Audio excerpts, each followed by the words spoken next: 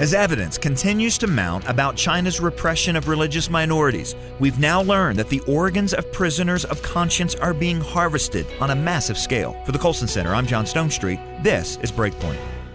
Last week, as the world focused attention on the Hong Kong protest, a report came out that gruesomely underscored why the protesters felt led to protest. The report, issued by a London-based panel of international medical experts, was entitled, quote, "Forced Organ Harvesting of Prisoners of Conscience in China." The prisoners of conscience are practitioners of Falun Gong, a combination of Buddhist-derived meditations, physical exercises, and morals. While this sounds harmless enough to Western ears, the Communist Party views Falun Gong as an existential threat. 20 years ago, the government began a systematic crackdown on the practice and its practitioners, who numbered then around 70 million. Several 100,000 practitioners were imprisoned without trial, and within 10 years, an estimated 2,000 had died in custody. Around 2006, Western media began reporting that the Chinese government was harvesting the organs of Falun Gong prisoners. Lending credibility to this report was that Confucian culture values keeping the body intact after death. Thus, there was no voluntary organ donation system in China until 2015. And yet, in the decade before this, Chinese hospitals were performing tens of thousands of organ transplants every year, raising the obvious questions: where are these organs coming from?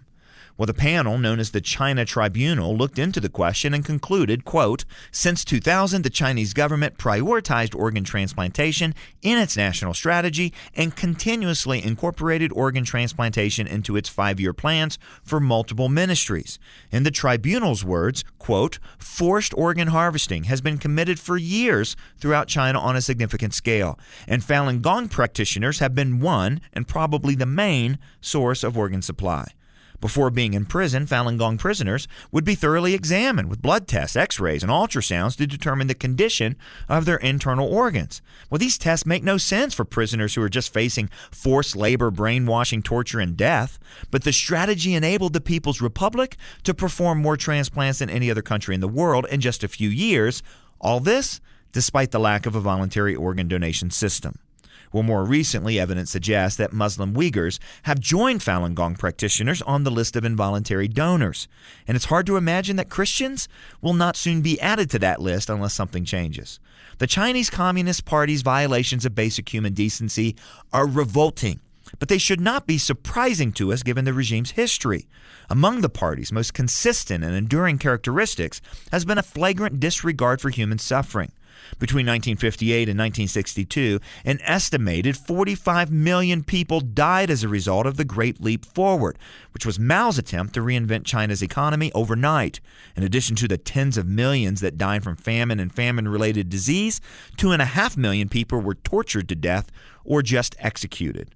4 years later, Mao, in an attempt to consolidate his power, launched the Cultural Revolution, which killed another 3 million people. Now, current leadership resembles Mao more and more, consolidating power and cracking down on perceived threats. This recent report's findings should come as almost a thing expected. That's why the resistance of Hong Kong's people to Beijing's encroachment on their freedoms, especially religious freedom, should not surprise us at all. They know the history of the Communist Party rule. They know what's going on in the rest of China. They know what Chinese leadership is capable of. And they know that many of them could be next. That's why they protest. And it's also why we should support them. For Breakpoint, I'm John Stonestreet.